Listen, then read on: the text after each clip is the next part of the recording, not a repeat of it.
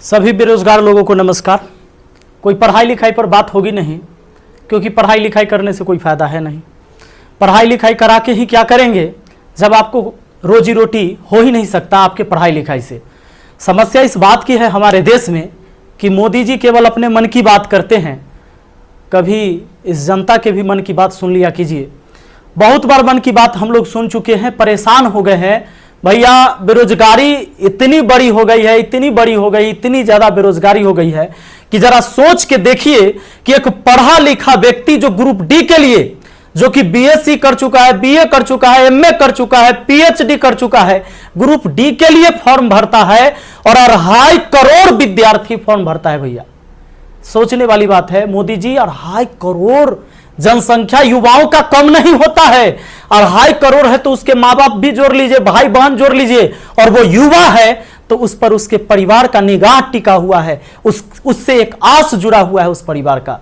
Please आपसे हाथ जोड़कर विनती है हमारी। अब कहिएगा कि आप पगला काहे गया है, लोग कहेंगे कुछ नेता लोग, देखो हमारा कोई पार्टी या पॉलिटिक्स से कोई मतलब नहीं है, जैसा बीजेपी वैसा ही कांग्रेस, वैसा ही आरजेडी, वैसा ही जदयू, सबका हाल वही है। अगर कांग्रेस का हाल बेकार नहीं होता तो बीजेपी नहीं आता, और आरजेडी का बुरा हाल नहीं होता तो जदयू नहीं आता। सबका यही समस्या है। मुझे किसी पार्टी से मतलब नहीं है, लेकिन मुझे अपने आदरणीय प्रधानमंत्री नरेंद्र मोदी जी से मतलब है। ये छात्र ने आपको बनाया है, ये छात्र ने आपको जिताया है, और केवल आपको अपने मन की बात करने के लिए प्रधानमंत्री नहीं बनाया था। कहेंगे कि तुम्हारा क्या जाता है भैया, तो आपको पता है जब आप देश के खातिर अगर कोई भी चीज युवाओं से आप कहते हैं कि भाई योगदान करो, अभी कोरोना वायरस के समय सब लोगों ने आपका योगदान किया, मैंने भी किया, 1 लाख रुपए डोनेट किया था। मेरा अधिकार बनता है कि मैं आपसे सवाल पूछूं। मीडिया वाले आपसे नहीं पूछेंगे, क्योंकि मीडिया वाले आपके हिसाब से चलते हैं। मीडिया वाले वही चीज दिखाते हैं जो लोगों को देखने में मजा आता है, लेकिन बेरोजगारी पर कोई बात नहीं करेगा। व्यू नहीं होंगे इसलिए बेरोजगारी पर बात नहीं होगा। उसको चर्चा केवल चाहिए कि रिया चक्रवर्ती किसके साथ आज घूम रही है, कल कहां सोई थी, परसों कहां सोएगी। रिया चक्रवर्ती के बारे में ही केवल चर्चा होगा। लोगों को मजा आता है, उस पर व्यू होता है तो वीडियो उसी पर बनता है, उसी पर लोग चर्चा करते हैं, क्योंकि चैनल का टीआरपी बढ़ते रहे। और ये मजबूरी है हमारी कि एडुकेशन चैनल वाले अब पढ़ाई न करवा के ये सब चीजें पर उतर गए हैं। मैं आपको आज बहुत सारी बातें बताने वाला हूं, करने वाला हूं। जो भी लोग हैं जिनको परेशानी हो, क्षमा चाहते हैं। अब परेशानी हो ये तो क्या कर लीजिएगा, हमको इतना ही कर दीजिएगा। कभी गोली मार देगा कोई तो याद रखिएगा, इतिहास जब लिखा जाएगा तो मरने वालों में लिखा जाएगा, भागने वाले और बिकने वालों में नहीं होगा। सीधी सी बात है। अब ये बेरोजगारी की आलम यह है भैया कि अब आपको बता देते हैं, पढ़े लिखे लोग 2.5 करोड़ स्टूडेंट जो रेलवे का फॉर्म भरता है, जिसमें 500 रुपए सरकार लेती है।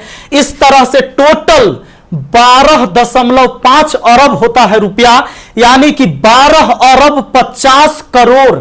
बात समझ में आ रहा है? हमें समझ में आ रहा है, क्योंकि मैथ का मैं टीचर हूं तो मुझे समझ में आता है।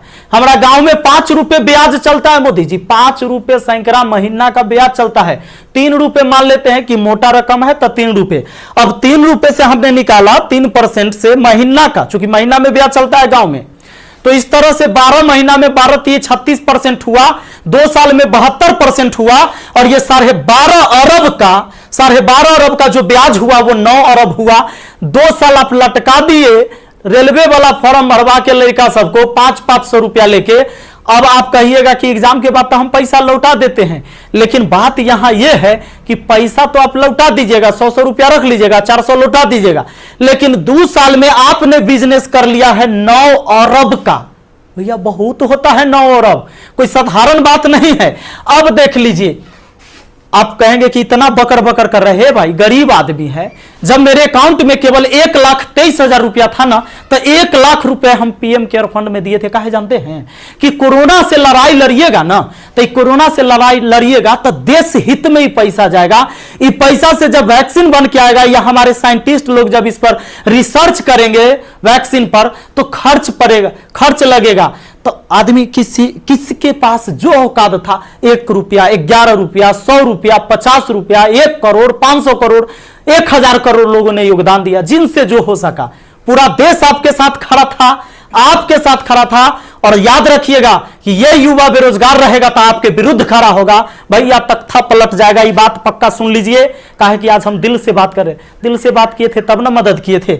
अब देख लीजिए 30 मार्च को मैंने योगदान दिया था 1 करोड़ रुपए, हमारा तब पागलपन चढ़ल था। हम तो अपन गलती का पश्चाताप जूता से मार के करते हैं, लेकिन याद रखिएगा कि जूता उस नेता को भी पड़ेगा जो वोट मांगने आएगा हमारे यहां। याद रखिएगा, ये पूरा देश में अब बवाल होने वाला है।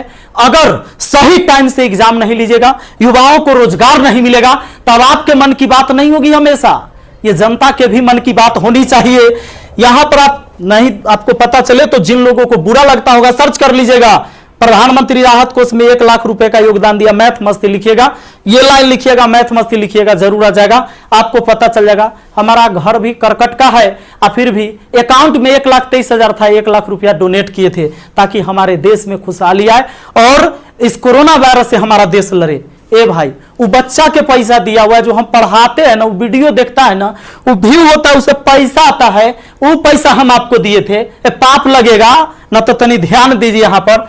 ये देखिए, कहते हैं कथी कि स्थानीय खिलौने बनाकर आत्मनिर्भर भारत बनाइए। खिलौना तो हम बनल है, जैसे मन होता है आप खेल रहे हैं, जो आप कह रहे हैं लोग वही कर रहा है। अब हम कौन खिलौना बने? खिलौना तो जनता बन चुका है आप लोगों का।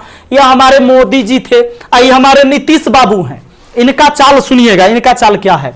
अभी जब चुनाव आने वाला है तो बिहार पुलिस के बहाली निकाल देंगे, बिहार पुलिस के बहाली निकाल देंगे तो भारी संख्या में एग्जाम को करवा लेंगे, रिजल्ट नहीं देंगे। अब एग्जाम दे के लड़का फसल है कि अगर नीतीश जी नहीं आते हैं तो फिर आगे रिजल्ट नहीं आएगा, कोई ना कोई बवाल। चूंकि बिहार में कोई एग्जाम जो है ये ना है कि साफ सुथरा से हो। आप देख रहे हैं बिहार एसएससी का एग्जाम कितना साल में हुआ है, आदमी बूढ़ा गया, जवानी में दिया था एग्जाम और रिजल्ट आते थे बूढ़ा जाएगा। अब चूंकि बिहार में एग्जाम ऐसी होता है तो ये क्या होगा कि रिजल्ट होगा चुनाव के बाद, मजबूरन फिर नीतीश कुमार जी को चुनेंगे, शिक्षक के बहाली आ जाएगा, बिहार पुलिस के बहाली आ जाएगा, सारे बहाली, दरोगा सब के बहाली आएगा। ये कब होगा? चुनाव के टाइम में भैया। तो नीतीश जी का जो ये था, इसमें इन्होंने कहा कि नल जल का रख रखाव करने के लिए बाडो को 2,000 रुपया मिलेगा। हे प्रभु, ये 2,000 कहला दे रहे हैं, नल जल के दशा दिखा दें। 33,000 करोड़, 33,000 करोड़ रुपया आपने बिहार में नल जल पर खर्चा कर दिया। आज आपको असलियत हम दिखाते हैं, इस वीडियो में देखिएगा आप लोग जरूर। इस वीडियो को इतना शेयर करिएगा कि मुख्यमंत्री से लेकर प्रधानमंत्री तक पहुंचना चाहिए, बिल्कुल पहुंचना चाहिए कि हमारे जहां से हम हैं वहां की स्थिति आपको दिखा देते हैं कि नल जल का स्थिति क्या है। बेरोजगारी तो भैया आपने ऐसी पहुंचा दिया है यहां पर कि लोग अब कुछ करने लायक नहीं है। आप अगर आत्मनिर्भर बनाना था, खिलौना बनाना ही था, ये कहेला पढ़वा रहे, शुरू से खिलौने बनवाते। कहेला 500 रुपया लेके फॉर्म भरवा लिए और 2 साल में 9 अरब आप ब्याज कमा लिए। प्रभु क्षमा कीजिए, प्रभु इस पर कोई उपाय कीजिए, वरना आपकी तख्ता पलट जाएगी। और सारे विद्यार्थी, जितने भी छात्र हैं, मैं आप सबसे अपील करता हूं, इस वीडियो को शेयर करिए, जितना ज्यादा शेयर हो। और सारे एजुकेशन चैनल वाले जितने भी है, चूंकि आपके मीडिया नहीं दिखाएगा, विद्यार्थी का दर्द कोई नहीं समझ पा रहा है, वो वही चीज दिखाएगा जो सरकार चाहती है। हमारे सारे भाई बंधु जितने भी वाईफाई स्टडी एग्जामपुर है, अभिनव शर्मा है, राकेश यादव सर है, जितने भी लोग हैं जो भी वीडियो बना रहे हैं बहुत अच्छा कर रहे हैं, सभी को हाथ जोड़कर तहे दिल से मैं धन्यवाद देना चाहूंगा। क्योंकि ये विद्यार्थी जो बेरोजगार है ना, उसी के वजह से हमारा रोजगार है, यही बात सच्चाई है। और इसीलिए हम इनके लिए लड़ेंगे, चाहे जो हो जाए। धरना प्रदर्शन होगा, पूरे देश में धरना प्रदर्शन होगा। और जहां ये 2.5 करोड़ विद्यार्थी सड़क पर उतर गया तो सुन लीजिए, ये बिहार से लेकर दिल्ली तक हिलेगा, ये बात निश्चित है। एक साथ हम हैं, सबके साथ हैं। सारे छात्र आंदोलन करने के लिए तैयार रहिए। एसएससी टाइम से एग्जाम नहीं लेती है। एक तो आप वैकेंसी ही कम निकालते हैं, अब वैकेंसी कम निकालते हैं तो जो निकालते हैं ओकर तो कम से कम एग्जाम ले लीजिए, सही से रिजल्ट ले लीजिए, सही से रिजल्ट दीजिए और एग्जाम सही से ले लीजिए, टाइम से ले लीजिए। एक शेड्यूल बना दीजिए, जैसे मैट्रिक का एग्जाम होता है, 12th का एग्जाम होता है कि इस महीने में होगा, इस महीने में रिजल्ट होगा। उसी तरह एसएससी का भी एग्जाम होना चाहिए, रेलवे का भी एग्जाम होना चाहिए। आपको जितने सीट पर लेना है, लेकिन इसका एक टाइम फिक्स होना चाहिए। कितने इस महीने में एग्जाम होगा, इस महीने में रिजल्ट आएगा, इस महीने तक ज्वाइनिंग होगा, ताकि अंधेरे में लोग ना जिए।